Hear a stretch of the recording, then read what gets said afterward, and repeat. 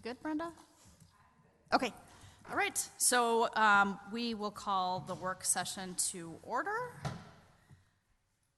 We just had our tour. We will start off with the employee compensation overview. Mr. Merrick. Thank you, Mayor and Council. So tonight we're going to really take the first step in kind of exploring the city's compensation for employees, or specifically full-time employees. So tonight we're going to work on just providing an overview of the system and take some Q&A from the council, have a discussion, really setting up for your work session on the 20th to get into the findings of the recent market study that the city initiated with Springstead, who is now known as Baker Tilly. So overview, the city has 16 full-time employees, 10 of which are represented by ASME, which is a collective bargaining unit. The city has an existing CBA, which expires on December 31st of this year.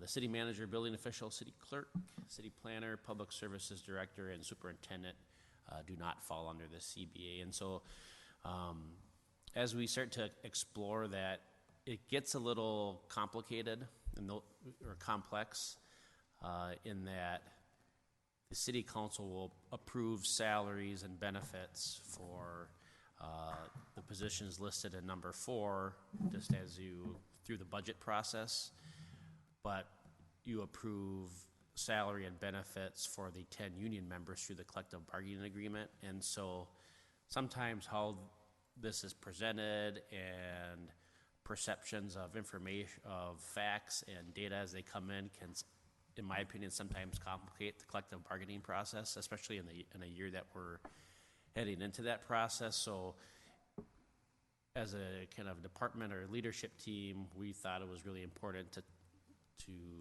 talk about how our compensation system is built,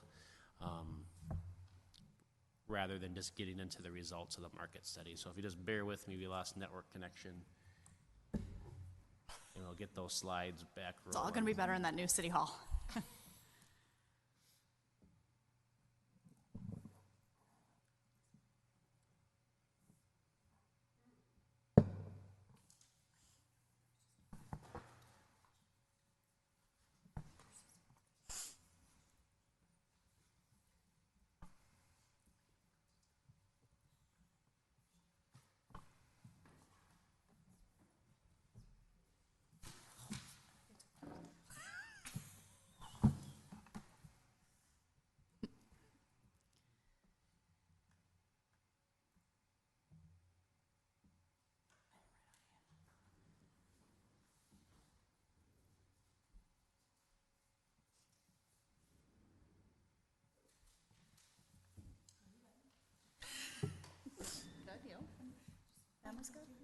So compensation plan background, the city last performed a study in 2013. In late 2018, I provided an update to the council on an update to that plan. The council will be presented those findings at your May 20th work session. And this is really a session designed to educate and answer questions.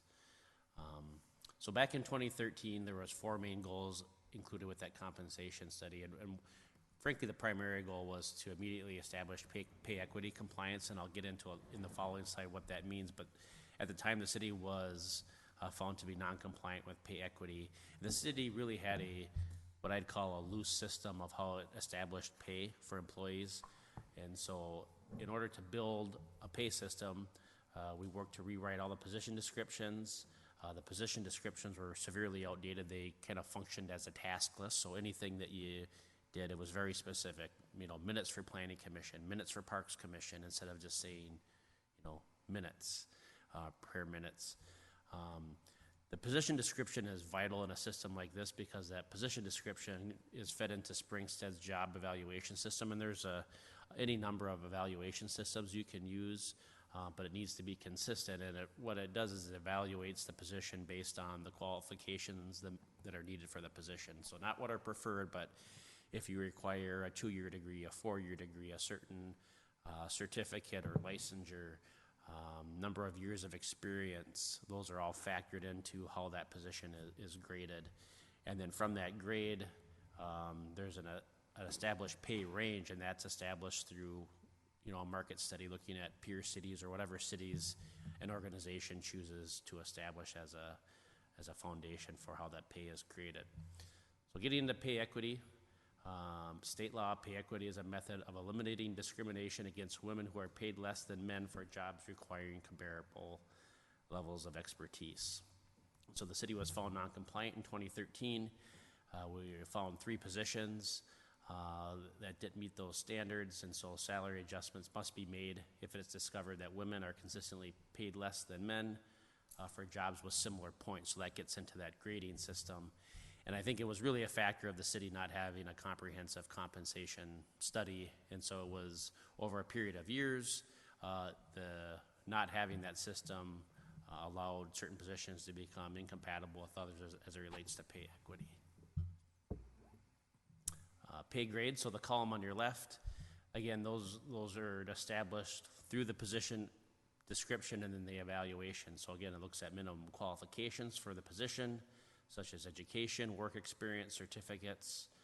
For instance, in public services, that would be, there's certain levels of water and wastewater licensures, and so if you have a Class B certificate or a Class A certificate, whatever the minimum qualification is for that position, that'll change the grade level that you see on that left-hand column. And then how that position relates to the overall position requirements. Is that job responsible for supervising employees? Do they make policy recommendations? Do they have the ability to make personnel decisions? All of those factors into where you land on that grading scale. Pay range, and this is a really, important point within our compensation system. So oftentimes when you do a market study, I think the perception is that you'd look at, a building official in Victoria and the building official in Carver and say, well, what are those 2 positions making at this one point in time? And this really doesn't contemplate what 2 individuals are making. It looks at the range of what Victoria would pay for their building official, their minimum pay, and the top of the scale, and what Carver would pay at the minimum and the top of the scale. But it's just not Carver and Victoria. You through the study, establish who your peer cities are, who you want to compare yourselves to, and they look at the ranges, not that the pay is. So if the building official in Carver had, 10 years of experience and was here for 2 years, and the building official was in Victoria had 1 year of experience, all of that ambiguity within those 2 positions is just kind of washed away. You just look at the range and what the minimum position requirements are. So in the simplest form, it compares the positions, not the person. And so market analysis, these are the peer cities that were used in 2013, and again, they'll be were the peer cities that were used in 2019. The peer city philosophy is emerging in suburban communities, primarily in the West Metro, that are located on the edge of the metropolitan area. So there you can see the cities used and their corresponding estimated populations. The 2013 compensation plan results. The pay equity pay adjustments were adjusted immediately for the 3 positions in 2013. The city council implemented the balance over the plan over 2 years. There was significant changes both by market analysis and then the pay equity piece, where the council at the time felt it prudent to segregate the implementation into 2 pieces. And 4 and 5 get into that, where if someone had a pay increase that was less than 2%, they were given a 3/4 step, and if they didn't get the complete percent or step the initial year, they were given the 1/4 step. It was a very complicated process at the time, and it took us quite a bit of time to get there because it also coincided with a collective bargaining agreement update. And so I show this slide not to provide the council with, so that you can go over and say, well, this is what we did in 2013, but as a indication that based on whatever we see in that market study, we might be in a position where the council wants to implement market rate adjustments to the pay scale over time, and to be okay with that and flexible with that concept and start to have those discussions. Then a little bit on kind of where we land on the grades. Each position grade has a total of 9 steps. The 9 steps are somewhat arbitrary. They have a position, they have a difference that it's the same from step to step, so there's, I think it's 2.75 from one step to the other. But really that, they don't have anything to do by way of longevity. Some people have started on the minimum pay, some people have started on pay 6, depending upon when they've applied for the position and the number of years that they have when they apply for their job. And frankly, sometimes it's just a matter of what we believe it's going to take to get them to go and what it costs to go out for that solicitation process again. In 2019, the city had 5 employees that had reached top pay. In 2020, we're anticipating that we'll have 7 employees that all have reached that top position grade. And what that means in practicality is when someone reaches step 9, and I think I have the next, this is the scale. So when you reach step 9, you're no longer eligible for a step increase. The employee would only be eligible for a pay increase that would be consistent with what the council would increase the entire scale by based on what we've traditionally used as the Consumer Price Index calculator that's on the Minneapolis Federal Reserve website. And then going back here, you can see how we rank out for position grades by position within the city. We don't have part-time employees graded within our existing pay plan. So discussion steps. So again, this is the background. We would reviewed pay equity, reviewed the 2013 compensation study, along with position descriptions and how they correspond to pay grades. We're going to get into the details of the 2019 compensation study, what those numbers look like, and your comfort levels with them. But before we get into that, we again wanted to provide an opportunity for the council to ask questions about our current plan, and if there's anything that you feel like you need more information on before we get to the 2019 results on May 20th. Happy to answer any questions. Any questions? No questions? I have some questions. And thanks for including the peer cities. When I first was looking at it, I'm like, well, which ones are they? So that was helpful.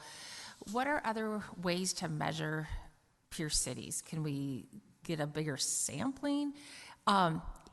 It seems population, but are there other ways too, like number of full-time employees? I mean, we're unique in that we don't have a police department. I mean, what are other ways we can measure? Are you looking for suggestions or just other ways you could measure? Other ways you could measure. And then is it possible to broaden this? I mean, yes, there are any number of ways you could get into whether or not there's a full-time police department. You could look at number of employees. To my knowledge, and this is secondhand, there's some complex discussions prior to 2013 when the city last did a market study, because there are some cities that were used that were further west that the union didn't believe were a representation of where Carver was in the world as it relates to the metropolitan area. They looked strictly at population, and so prior to 2000, Carver's population was probably under 1,200, and so without having firsthand knowledge, if you compare cities of 1,200, in the 90s to Carver, you can travel quite a distance and look at those types of cities. Or if there was already a study done on which cities are maintaining infrastructure, which ones are adding and growing, because I feel we have some of both, but other ways to Well, and just to compare us. clarify, the study is done, and these were the cities that were used, correct? Correct. Okay, didn't realize that. Yeah, so we're I mean, going over that we can stuff at the certainly, next meeting. if you get to a point when you see the results, if you want to expand the data set, you're certainly welcome to do that. There's data that is representative of these peer cities, but if the council doesn't feel comfortable that it isn't an accurate representation of how you want that market to look like, we can certainly add cities, based on your comfort level. Hey, some of the areas you mentioned, like infrastructure, or I would be a little anxious about getting real deep into that because it seems somewhat arbitrary to what would we be counting and timing, where one city might be putting in a lot of infrastructure one year, but because of what they have done in previous years are kind of have done all that work. Because frankly, once we get done with a lot of our infrastructure work as it relates to street reconstruction, we shouldn't have any for quite a few more years. And part of it too is we've shared this list in the past with the collective bargaining unit, and so if we'd start to add cities, I think as a courtesy, we'd want to include them in the discussion. And then I think my word of caution would be is once you kind of open Pandora's box on that, and if we say one city, they might say another city, and we could go down that rabbit hole pretty quickly. So, but again, we have data prepared, but it can be amended based on the council's comfort level. If the data is available to know how many full-time employees for each of those peer cities, we could get that information. I would find it helpful. I just wanted to comment that after reviewing the cities that we are using for the comparison, I feel really comfortable with the ones that have been chosen here. And I've been through this, so I know how it works with the collective bargaining unit and going through this process in the past. And I think that the cities that we are seeing here are comparable to Carver. I mean, with growth, with location, things like that. So, it'd be interesting to see what comes back when we get the numbers back. But for me, I think that the cities that we've chosen here are just fine. Any other questions? All right, thank you. Item number 4, food trucks. Ms. Smith. Thank you, Mayor and Council. At a previous meeting, there was discussion about having what we're calling a semi-permanent food truck in Community Park. There was discussion that night. I'm looking for some policy feedback tonight that might start drafting the ordinance if everyone's comfortable moving forward with the idea of that semi-permanent food truck. So 3 big questions that I have for you at a policy level that would be helpful to start forming the ordinance. They're included in the packet. The three are is that 1 semi-permanent food truck would be permitted with 3 on a more temporary basis, so more like a day pass, but just having that 1 semi-permanent. The time that they're able to operate, so April to October was a common theme through different cities that I looked at that do allowed food trucks. And then hours of operation, depending on the user of that semi-permanent, 7 to 7 was proposed, again, common with cities that do allow food trucks across the metro.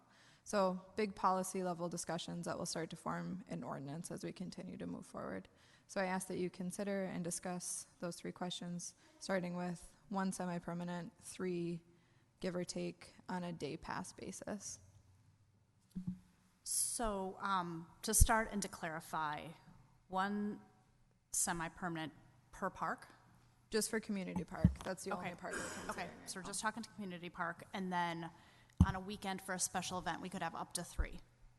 Up to Is 4. what- So it would be the 1 semi-permanent and then 3 allowable on what we would call maybe a day permit. Okay, so if you guys are okay, we'll start just going through the questions and start with number 1. Thoughts on semi-permanent for 1, with up to 3 with those day passes? Why was 1 chosen? To me, that feels a little like, you were the first one, and then that's it. So Sure. Is there a reason that it was just 1? Nothing terribly technical at this point, but not something that we wanted to feel like the parking lot was limited if there were several across the parking lot. I'm also not sure that there are many food trucks that operate on the same basis, so thinking about the community member that might be interested, they might be the only person who wants to bring in a food truck and leave it. But if you have strong feelings about more than 1, more than happy to discuss. Are we going to have them committed to 1 specific place in the parking lot? Yes, so I would review with the fire department to make sure that there's no issue getting around that parking lot. But it would be the city's objective to decide where it's placed. So nothing on a trail, something that leaves a majority of the parking lot open for people coming to the park. But on the parking lot area. Correct. I have no issues with one, if we kind of, to start out, because we could always up that number in the ordinance. And then I like the idea of, if there's a baseball tournament in town or whatever, being able to kind of up it, or if there's another special event in the park, if there's the movie in the park night or whatever, having that flexibility to flex up if there's a demand or interest. I think the timing with knowing that the state baseball tournament's going to be in town, that this issue came before us. I know that the youth organization has been up there for a long time, and I understand that during the weekdays and the lunch periods, people are looking for alternatives to coming all the way downtown. I understand that, but I think it'll have a drastic effect on our youth activities, because this is a huge fundraiser. And the youth activities are on the brats and stuff that they sell. Yeah. The burgers and all the, it funds a lot of CCYBSA that they can keep their activity fees low. And it'll have a huge impact on what they will be able to, they'll have to charge a lot more for the youth to be involved in both softball and baseball at all levels. And right now, I see that with Chaska, what they got going, if they're going to have to spend $250 to participate in Carver baseball, they're just going to go to Chaska. And that would defeat the purpose of having our own youth baseball organization in town. I understand that over lunch periods and stuff like that, but baseball tournaments and softball tournaments that take place up at the field, those are fundraisers for the people in Carver, not for food trucks, as I see it. Mayor Johnson, if I may comment on that. Yep. I'm in favor of just focusing on question one of how that's worded and what that would allow. I do agree that the food stand that the local softball and baseball association run is a good fundraiser for them, but I feel like this would give members of the community more options, and if they want to continue to support that, they can. Just like maybe it's going to be somebody local that owns a temporary food truck, and I want to support them, I'm going to go there. I want to support my daughter's old softball team, I'll go buy burgers and snacks from the food court. So I think we could just offer more things and let the community decide where they want to spend their dollars and who they want to support. So let's say there's a tournament in town, and all of a sudden it goes from one food truck to up to 4. How much of an effect do you think that might have to a youth organization? But Glenn, I don't think in any other scenario, if we had a restaurant who wanted to open up downtown, we wouldn't say, ooh, That's this is different. going to take away from Harvey's. I don't know. That's a totally different ballgame. We're not putting them on public property. I have no concerns with this. So I kind of in the interest of time, I hear that you're not in favor with this. Do you have any thoughts on question number 1? That was my only question. Joy? I don't have any concerns with what is in question number 1. Okay. So moving on. So I think we're good Yes. with the parameters of number 1. Number 2, operation permitted from April to October. I'm good with that.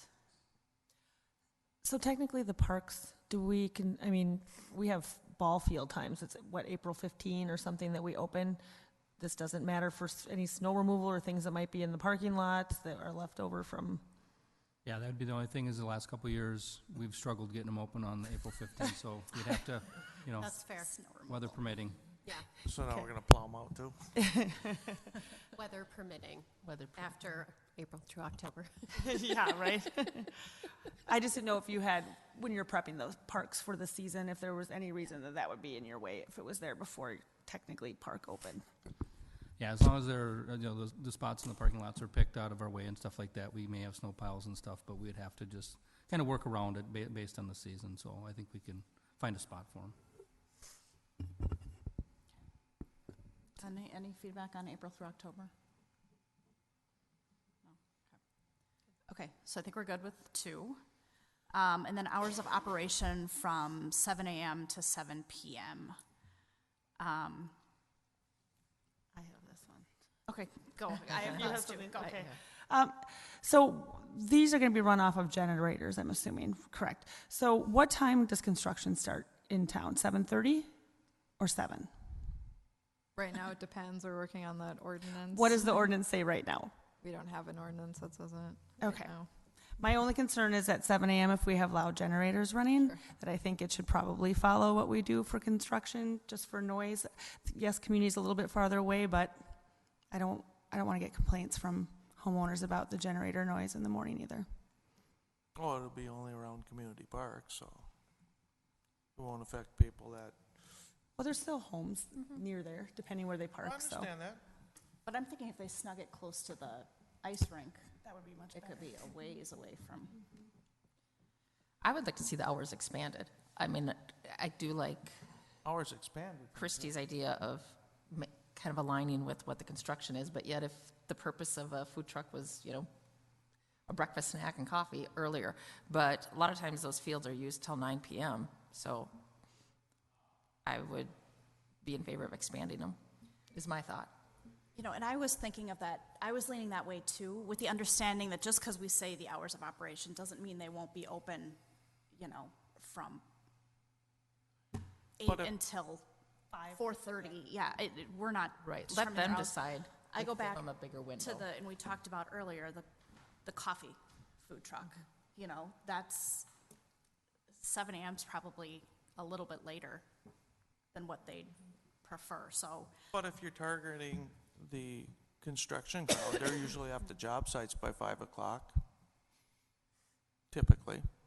If you're looking at the breakfast, lunch, and early dinner, they're off job sites at 5 o'clock, so realistically, 7 o'clock.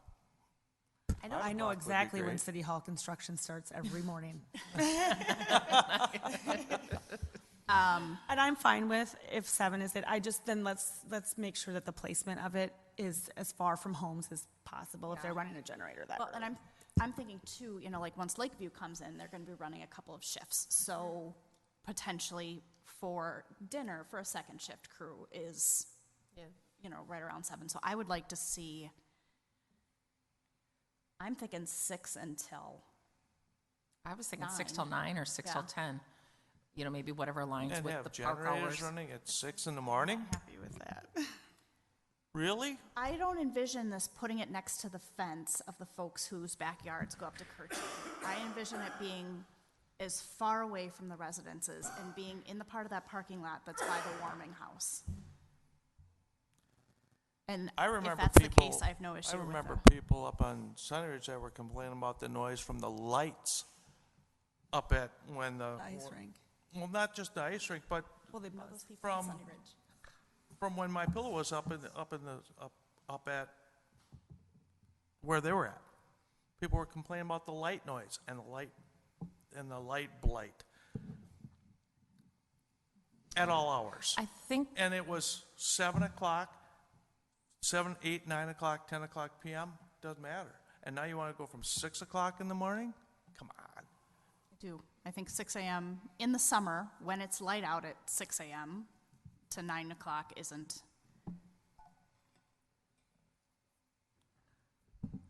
Joy, thoughts? I don't know. I like construction hours. I don't know. That resonates with me because there's some consistency there. Okay, but to be clear, we don't have I construction know. hours, so. So, but we're going to. Yes. Well, we What do are we tell- thinking? Yeah, well, we do, Let's so we determine the tell them construction something hours. now. What do we tell construction workers now? What are we Even though thinking? it's not by ordinance, what do we tell them? Generally 7. 7. So I to me, 7 in the morning is fine. But going a little later, that I could. I'm with stomach, you on that. From the end time, I'm okay with up till 9 or whatever, yeah. Well, then why limit it just to 4 trucks? What's wrong with 8? It would impact parking.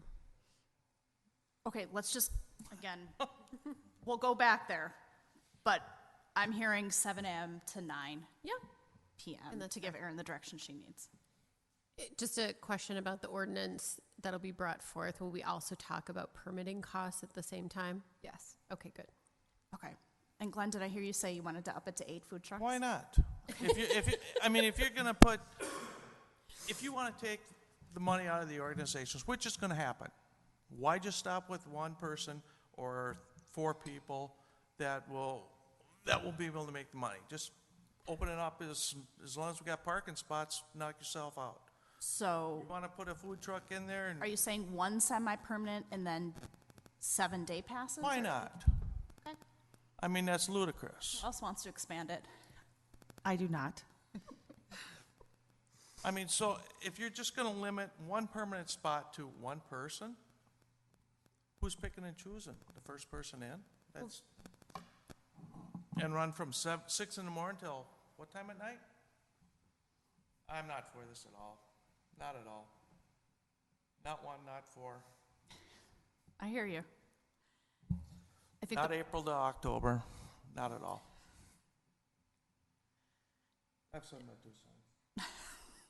okay. You have the direction you need. I do. Thank you. Okay. I think we're good with that. Moving on to the city manager's report. Nothing. Okay. Council requests? I don't have anything. Nothing. Glenn? No. Okay. All right. Then we can adjourn. Make a motion to adjourn. Second. We have a motion from Councilmember Henry and a second from Councilmember Mock. All in favor? Aye. Motion carries. Thank you.